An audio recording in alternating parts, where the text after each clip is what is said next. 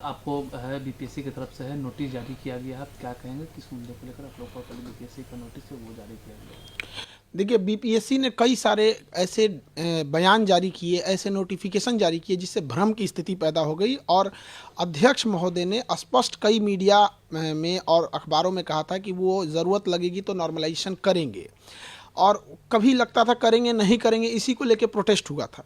तो उन्होंने हमारे 5 सेंटरों को इसे नोटिस भेज दिए। देखिए, इसमें है मुसल्लापुर बोरिंग रोड पटना का है, ये मुखर्जी नगर दिल्ली है, करोल बाग दिल्ली है, और ये प्रयागराज सेंटर पे इन्होंने भेजा है। हालांकि इनसे एक छूट गया है, देहरादून छूट गया है और गुवाहाटी खुल रहा है वो छूट गया है, इन्हें वहाँ भी भेजना चाहिए, हम इसका जवाब देंगे।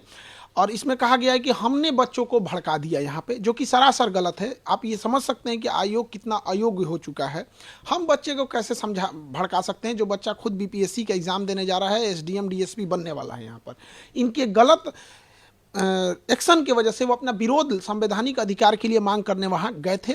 और एक शिक्षक की नैतिक जिम्मेदारी होने के नाते बच्चों के साथ जब भी अहित होगा तो उनके लड़ने के लिए उनके गार्जियन तो आएंगे नहीं, बच्चे गांव से आए हैं, वो मिडिल क्लास के बच्चे हैं, उनके पास इतना संसाधन भी नहीं है। तो हम उनको एक सही ढंग से एक जो तरीका है गर्दनी बाग जो बिहार सरकार ने धरना स्थल के लिए दिया है, वहाँ जाके हम प्रोटेस्ट कर रहे थे। उसके लिए इन्होंने एक नोटिस भेज दिया और इस नोटिस में उन्होंने कहा है कि हमारे ऊपर क्रिमिनल ऑफेंस, क्रिमिनल केस करेंगे ये अगर हम ये नहीं करते हैं तो। अब बताइए, शिक्षक के ऊपर अगर ये क्रिमिनल एंड सिविल एलिगेशन लगाएंगे यहाँ पे, अगर हमने इनसे जवाब नहीं दिया और नोटिस का हमने इनको माफ़ी नहीं मांगे 15 दिन के अंदर, तो पहले तो हम आयोग को बता दें कि माफ़ी तो हम नहीं मांगने वाले हैं। 2 साल जेल काट लेंगे वो सही है। एक शिक्षक को ये क्रिमिनल बोलेंगे, ये पूरी देश देख रही है कि बिहार में क्या हो रहा है।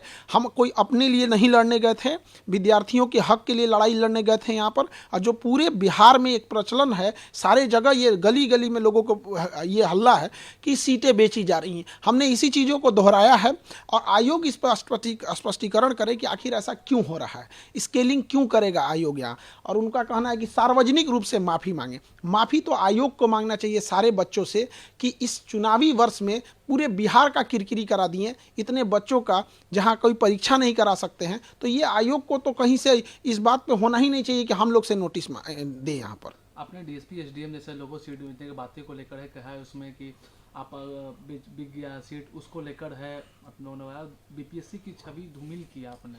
बीपीएससी स्वयं अपनी छवि धूमिल की है, जिसका पेपर लीक हो जाता है, जिसके चेयरमैन कहते हैं कि इस पेपर को कोई नहीं फाड़ सकता, उसको कोई रगड़ कैसे फाड़ दे, जो कहता है कि यहाँ पर सबसे सुरक्षित बापू परीक्षा परिषद बिहार का सबसे अच्छा सुरक्षित है, वहाँ से सबसे ज़्यादा हंगामा हो जाए, इससे ज़्यादा छवि क्या खराब हो सकती है।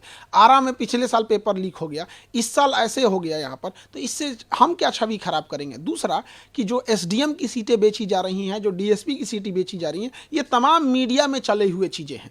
तो एक जिम्मेदार नागरिक होने के नाते और एक विद्यार्थियों का शिक्षक होने के नाते ये मेरा कर्तव्य बनता है कि हम इसको और बड़े मुद्दे पर उठाएं ताकि इस पर जांच हो सके।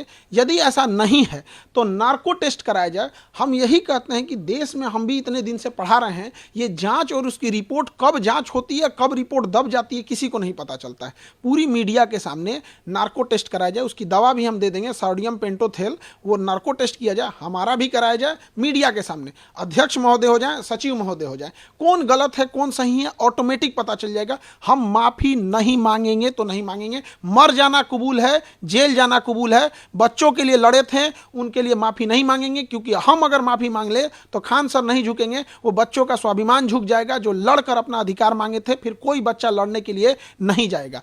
रही बात बच्चों के री एग्जाम की, अगर आयोग बच्चों के हित को ध्यान रखते हुए री एग्जाम कंडक्ट करा देता है, दोबारा बोलते हैं री एग्जाम बीपीएससी कंडक्ट करा लेता है, तो उसके लिए बीपीएससी जो कहेगा वो हम कर लेंगे। बच्चों के हित में ध्यान रखने के लिए जो सजा है वो हम कबूल कर लेंगे, चाहे आयोग कुछ भी कहे, लेकिन ऐसे तो माफी नहीं मांगेंगे। आगे अब खान सर क्या करेंगे? इस नोटिस का जवाब देंगे और एक बीपीएससी को भी नोटिस भेजेंगे कि आपने पूरे विद्यार्थियों को 5 लाख स्टूडेंट को मेंटल ट्रोमा में रखें।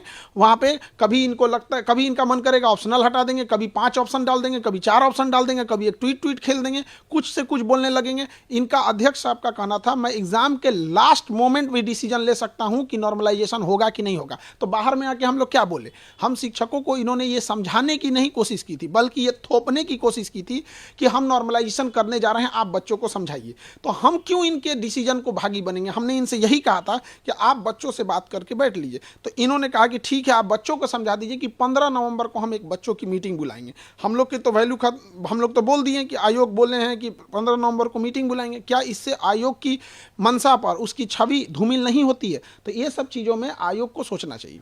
क्या अब आगे आप क्या गवर्नर या किसी बड़े डिग्निशन से क्या आप बात अब हमारा तो यहाँ पे है, गवर्नर साहब से यहाँ पे फाइल रेडी है और मुख्यमंत्री साहब से। अब हम गवर्नर और मुख्यमंत्री साहब के पास जाएंगे इसको लेके। और हाई कोर्ट में हम बहुत पहले जा चुके हैं, हाई कोर्ट में पिटीशन लगा दिए थे हम 16 दिसंबर को ही। अब इत्तेफाक से क्या कहिएगा, उस समय छुट्टी हो गया था, तो ये 16 दिसंबर 2024 को परीक्षा के 3 दिन बाद ही हमने मतलब बिना किसी को बताए हमने लगा दिया वहाँ पर। लेकिन ये कहिए कि बच्चों की या किसके कहिए कि हाईकोर्ट छुट्टी पे चली गई। तो हम ये तीनों जगह अब जाएंगे, हम छोड़ेंगे नहीं किसी को भी। बच्चों के भविष्य के साथ खेलने का अधिकार किसी को नहीं है। वो बच्चे मिडिल क्लास से आ रहे हैं, कोई गरीब है, वो देख रहा होता है कि गलत हो रहा है, लेकिन ऐसा नहीं है कि उसको होने देंगे। इसकी सीबीआई जांच होनी चाहिए, सीबीआई जांच जाए अपने जगह पे। नार्को टेस्ट सबसे जरूरी है। क्या आप सीबीआई जांच की मांग कर रहे हैं? हम सीबीआई जांच करते हैं, सबसे पहले हमसे शुरू करें, वरना आयोग उसके बाद अध्यक्ष पे जाए। पहले हमारे से स्टार्ट कर लें, नार्को टेस्ट कर लें, फिर अध्यक्ष से। क्या कौन झूठ बोल रहा है, कौन सच बोल रहा है, सब सामने आ जाएगा। यहाँ पे संवैधानिक जगह पे बैठ के संविधान की रक्षा करनी चाहिए, देश की भविष्य का। इससे पहले अतुल प्रसाद भी थे, इतनी बड़ी परीक्षा कंडक्ट कराएं, इस तरह का तो एलिगेशन उन पे नहीं लगा। ये एक एग्जाम कंडक्ट कराने में पूरी तरह से धज्जी उड़ा दी है बीपीएससी का। क्या अब आगे, क्योंकि ये भी कहा जा रहा है क्योंकि छात्र जो लोग धरने स्थल पर बैठे थे, अभी कहें कि बिहार का धरना देने का जगह धरना स्थल है, तो धरना स्थल से कहीं गांधी मैन कुछ नेता लेकर आरोप ये लगा कि छात्र को है वो कमजोर करने की कोशिश की, इस आंदोलन को कुछ शिक्षक लोगों ने किया, कुछ नेता लोगों ने किया, आरोप तो ये भी लगे। देखिए, आरोप जो लगाया जा रहा है, बच्चों की समस्या समझिए। एक बच्चे के साथ अन्याय हुआ है, उसका पटना में कोई नहीं है, तो कोई भी उसके ऊपर हाथ सलाह देता है तो उसको लगता है कि मेरा अपना है।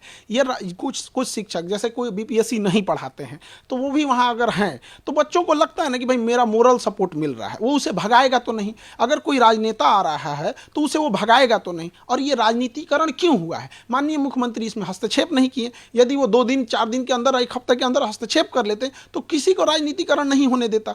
हमें या किसी विद्यार्थी को ये अधिकार थोड़ी है कि उनके धरना स्थल पर कोई अगर राजनेता आता है तो उसे वो भगा देंगे यहाँ पर। या कोई शिक्षक भले बीपीएससी को नहीं पढ़ा रहा है, बीपीएससी नहीं जानते, तो वो भी अगर वहाँ बैठे हैं तो बच्चों को क्या है, वो तो वहाँ उनको रहने ही देंगे। उनको लगता है कि भाई कोई भी हमारा साथ दे रहा है। तो अगर इसमें राजनीतिकरण हुआ है, जो कि नहीं होना चाहिए, तो उसके लिए भी जिम्मेदार सरकार है। अगर ये त्वरित एक्शन लेते तो ये नौबत ही नहीं आती। उसी धरना स्थल से 2 दिसंबर से लेकर 4 दिसंबर के बीच में 1 हफ्ते तक, वो शुरुआती दिसंबर पे एनसीएल के मामला था, मुख्यमंत्री साहब ने हस्तक्षेप किया, हो गया।